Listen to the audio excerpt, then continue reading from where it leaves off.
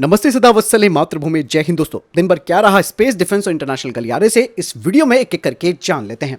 दोस्तों सबसे पहले डिफेंस अपडेट की बात करते हैं तो वो पूर्वी लद्दाख से आ रही है, जहां पर अब भारत अपने नए हवाई क्षेत्रों का निर्माण करेगा। इसके पीछे का कारण साफ है कि चाइना को भारत अब हल्के में नहीं ले रहा है। इसी वजह से भारत ये बड़ा कदम उठा रहा है और चीन को काउंटर करने के लिए भारत जल्द ही न्योमा में एक नए हवाई क्षेत्र का निर्माण शुरू करेगा। और न्योमा जो है वो पूर्वी लद्दाख का बेहद अहम एरिया माना जाता है। दोस्तों आपको मैं बताना चाहूंगा कि एलएसी से महज 50 किलोमीटर से कम की दूरी पर न्योमा एडवांस लैंडिंग ग्राउंड को अपग्रेड किया जा रहा है।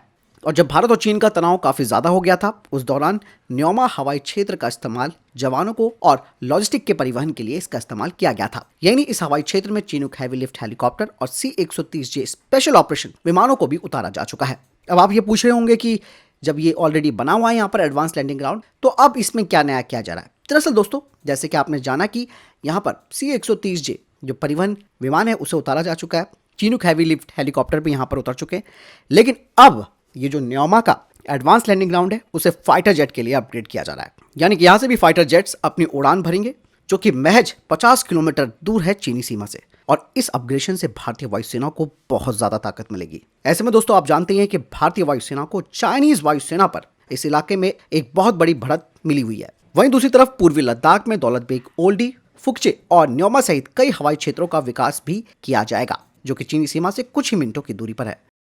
बढ़ते हैं अगली अपडेट की तरफ। दोस्तों एयरबस ने घोषणा की है कि वो भारतीय वायुसेना को अपना पहला C-295 एयरक्राफ्ट फ्लाईवे कंडीशन में सितंबर 2023 से देगा। और साथ ही दोस्तों 16 एयरक्राफ्ट 2025 तक भारतीय वायुसेना को मिल जाएंगे। और वहीं दूसरी तरफ आपको मालूम है कि बाकी के जो 40 एयरक्राफ्ट हैं वो टाटा एयरबस फैसिलिटी बड़ोदरा में बनाए जाएंगे और ये फैसिलिटी 2025 से ऑपरेशनल हो जाएगी। कहा यह जा रहा है कि भारतीय वायुसेना 56 एयरक्राफ्ट के अलावा भी C-295 के और ऑर्डर दे सकती है भविष्य में। इसके अलावा भारतीय कोस्ट गार्ड को भी इसी तरीके के 19 एयरक्राफ्ट की जरूरत है। अब एयरबस का कहना है कि वो भारत के दूसरे कॉन्टेस्ट में भी हिस्सा लेगी, जो कि भारतीय नौसेना के नेवल यूटिलिटी हेलीकॉप्टर और मल्टी रोड हेलीकॉप्टर का जो प्रोग्राम है। बढ़ते हैं अगली अपडेट की तरफ, जो कि अपग्रेडेड Su-57 फाइटर जेट को लेकर आ रही है। दोस्तों आपको मालूम है कि भारतीय वायुसेना अभी भी अपने 114 MRFA फाइटर जेट्स डील के तहत 4.5 और 5 जनरेशन के यानी कि 5th जनरेशन के एयरक्राफ्ट को अभी भी ढूंढ रही है। ऐसे में दोस्तों रशिया की यूनाइटेड एयरक्राफ्ट कॉर्पोरेशन ने घोषणा की है कि उन्होंने अपने अपग्रेडेड Su-57 का टेस्ट किया है। साथ ही कंपनी ने कहा कि ये जो अपग्रेडेड Su-57 है, इसके ऑन बोर्ड इक्विपमेंट स्विच और इसके एक्सटेंडेड फंक्शनैलिटी के साथ इसका परीक्षण किया गया, जिसमें कि इसमें एक 360 डिग्री सेंसर क्षमता, नए हथियारों की विस्तारित सीमा और आर्टिफिशियल इंटेलिजेंस सपोर्ट इसमें शामिल है। दरअसल दोस्तों artificial intelligence support fighter jet के क्रू के लिए काफी महत्वपूर्ण होगा, क्योंकि ये जो आर्टिफिशियल इंटेलिजेंस सपोर्ट है वो विमान के पायलटों की काफी मदद करेगा। यानी कि वो कुछ पायलट के फंक्शंस भी करेगा, जिसमें कि हथियारों का इस्तेमाल करना भी शामिल है। दोस्तों इससे पायलट का ध्यान केवल ऑपरेशनल रोल में होगा जब वो मिशन में होगा। और अपग्रेडेड Su-57 में एसडीलाइट 30 इंजन से इसे लैस किया जाएगा। साथ ही अपग्रेडेड Su-57 में 2026 के बाद हाइपरसोनिक मिसाइल भी लगाई जाएगी। यानी कि दोस्तों रशिया पूरी तरीके से तैयार है भारत के MRFA टेंडर के तहत अपने 5th जनरेशन वाले अपग्रेडेड Su-57 फाइटर जेट को देने के लिए। फिलहाल आपको क्या लगता है इस बारे में, मुझे कमेंट सेक्शन में लिखकर जरूर बताइएगा। बढ़ते अगली अपडेट की तरफ। दोस्तों रक्षा मंत्रालय ने HAL को खासतौर से निर्देश दिया है कि वे तेजस मार्क 2 एयरक्राफ्ट में मानवीय घंटों को कम करे, ताकि इसकी पर यूनिट कॉस्ट कम हो सके। क्योंकि दोस्तों 16 देश अपनी इच्छा जता चुके हैं तेजस मार्क 2 प्रोग्राम के लिए, क्योंकि वे अपने MiG-29, मिराज 2000 और पुराने F-16 बेड़ों को हटाना चाहते हैं। वहीं एरोनॉटिकल डेवलपमेंट एजेंसी और HAL तेजस मार्क 2 के स्वदेशीकरण के स्तर को बढ़ा रहे हैं, जो कि 75% से 90% तक ले जाया जाएगा, जिसमें कि F414 इंजन की लोकल मैन्युफैक्चरिंग भी शामिल है। कहा जा रहा है कि इंजन के ज्यादातर कंपोनेंट्स भारत में बनाए जाएंगे, लेकिन जो जरूरी हॉट कोर सेक्शन है वो जनरल इलेक्ट्रिक्स के पास रहेगा। अगर ये कोलैबोरेशन आगे बढ़ता है तो भारत में शुरू से इंजन भी बनाया जा सकता है। वहीं तेजस मार्क 2 की जो कीमत है वो 40% ज्यादा होगी बेस लाइन तेजस मार्क 1A फाइटर जेट से। लेकिन अधिक से अधिक अगर इसमें स्वदेशी सामग्री का इस्तेमाल किया जाएगा तो पर यूनिट कॉस्ट और कम हो सकती है, और जिसकी वजह से इस 4.5 जनरेशन के एयरक्राफ्ट को खरीदना भी आसान हो जाएगा, खास करके अपने समकालीन फाइटर जेट्स के मुकाबले। वहीं दूसरी तरफ प्राइवेट सेक्टर कंपनियों से भी बातचीत शुरू हो चुकी है, जिसके तहत एक नई प्रोडक्शन लाइन बनाई जाएगी, जो कि स्पेशली होगी एक्सपोर्ट मार्केट के लिए। बढ़ते हैं अगली अपडेट की तरफ।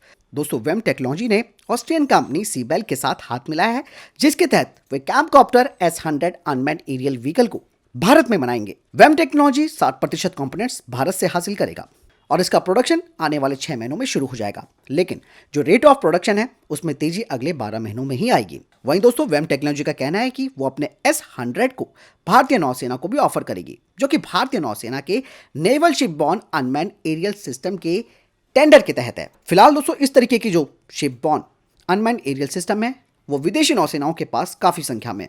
बात करते हैं अगर S-100 की, तो इसकी रेंज 200 किलोमीटर है। इसे ग्राउंड से भी ऑपरेट किया जा सकता है, साथ ही इसे छोटे जहाज के डेक से भी ऑपरेट किया जा सकता है हर मौसम में। बढ़ते हैं अगली अपडेट की तरफ, जो कि चीन को लेकर आ रही है। आपको मालूम है कि चीन दक्षिणी चीनी सागर में कृत्रिम द्वीप बना चुका है, जिसका मतलब साफ है कि चीन ने यहां पर अभिहित किला बनाया है। इन द्वीपों पर सुरक्षा इतनी मजबूत कर दी गई है कि परिंदा भी पर नहीं मार सकता है। हाल ही में कुछ तस्वीरें भी सामने आई है, जिनमें कि साफ तौर पर आप देख सकते हैं कि चाइना ने अपना सैन्यकरण काफी मजबूत कर लिया है। इन तस्वीरों में इमारतों और अन्य संरचनाओं के बीच रडार इंस्टॉलेशन, एयरफील्ड और नेवल गन भी दिखाई दे रही है। बता दें कि यहाँ पर type 730/1130 close in weapon system और H/PJ776mm मल्टीपर्पज डैक गन भी लगाई गई है। इसके अलावा यहाँ पर क्रूज मिसाइलें, विमान और ड्रोन भी तैनात किए गए हैं। साथ ही दोस्तों इन आर्टिफिशियल द्वीपों की सुरक्षा के लिए truck mounted phase array radar भी लगाए गए हैं और ये कई तरीके के कैमोफ्लाज से ढके हुए हैं, ताकि ऊपर से गुजर रहे अर्थ ऑब्जर्वेशन सैटेलाइट्स उनका पता ना लगा सके। यानी कि दोस्तों चाइना ने काफी लंबा प्लान बना रखा है कि उसे आसानी से इस क्षेत्र में पटकनी देना आसान नहीं होगा, लेकिन सभी देश जब एकजुट हो जाएंगे तो चाइना के ये जो आर्टिफिशियल द्वीप बना रखे हैं उसने, वो भी किसी काम के नहीं रहेंगे। लेकिन फिर भी दुश्मन को कम नहीं समझना चाहिए। बढ़ते अगली अपडेट की तरफ। दोस्तों इस्लामिक देशों के संगठन OIC ने भारत के खिलाफ फिर से जहर उगला है। दोस्तों OIC ने अपने बयान में जम्मू और कश्मीर को भारत का अवैध क्षेत्र तक बता दिया।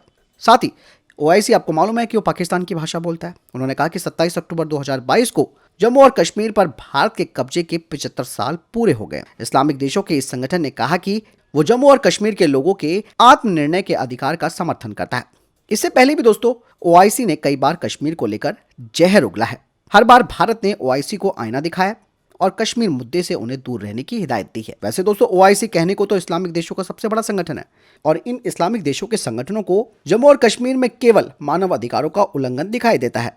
यानी कि ये पाकिस्तान को साफ तौर पर तो बोल नहीं सकते, क्योंकि ये पाकिस्तान की तरफ से ही जो आतंकी भेजे जाते हैं या फिर जम्मू और कश्मीर के युवाओं का जो ब्रेन वॉश किया जाता है, ये सब यही लोग करते हैं। उन पर इनकी नज़र नहीं जाती, इनको यहाँ पर मानवाधिकार दिखाई देता है। चीज़ें साफ है, भारत को भी इनका जवाब देना आता है, लेकिन ये एक बार फिर से भारत के खिलाफ बोले। बढ़ते हैं अगली अपडेट की तरफ। दोस्तों रशिया ने यूक्रेन की मदद करने वाले पश्चिमी देशों को सख्त चेतावनी दे डाली है। दोस्तों रशिया की तरफ से कहा जा रहा है कि अगर अमेरिका और उसके सहयोगी देशों के कमर्शियल सैटेलाइट्स यूक्रेन युद्ध में शामिल होते हैं तो वे रूस के लिए लीगल लक्ष्य हो सकते हैं। दरअसल अमेरिका और पश्चिमी देशों के सैटेलाइट यूक्रेन को रूसी फौज की ग्राउंड लोकेशन और खुफिया जानकारी शेयर कर रहे हैं और ये बात रशिया को पता चल चुकी है। इसी वजह से रूसी सेना को यूक्रेन में भारी नुकसान उठाना पड़ा है। हालांकि दोस्तों रशिया के पास बड़ी मात्रा में एंटी सैटेलाइट हथियारों का जखीरा है, जो अंतरिक्ष में किसी भी उपग्रह को पलक झपकते ही खत्म कर देगा और रूस कई बार इसका प्रदर्शन कर चुका है। इसीलिए अब रशिया ने सख्त चेतावनी दे दी है। बीच बीच में आपने देखा होगा कि एलन मस्क भी ये बात कह चुके हैं कि हम यूक्रेन को हर तरीके की मदद मुहैया कराएंगे। तो साफ तौर पर ये रशिया की चेतावनी है कि अगर दोबारा इन्होंने ऐसा काम किया तो वो इन सैटेलाइट्स को उड़ाने में देर नहीं करेंगे। तो दोस्तों ये थे टॉप डिफेंस और स्पेस अपडेट। वीडियो के सामने कोई प्रश्न जवाब आपको कोई सवाल है कमेंट सेक्शन में लिखकर जरूर पूछ सकते हैं। वीडियो को शेयर जरूर कीजिएगा, लाइक भी कीजिएगा। मिलता हूं नई जानकारी के साथ। जय हिंद, वंदे मातरम।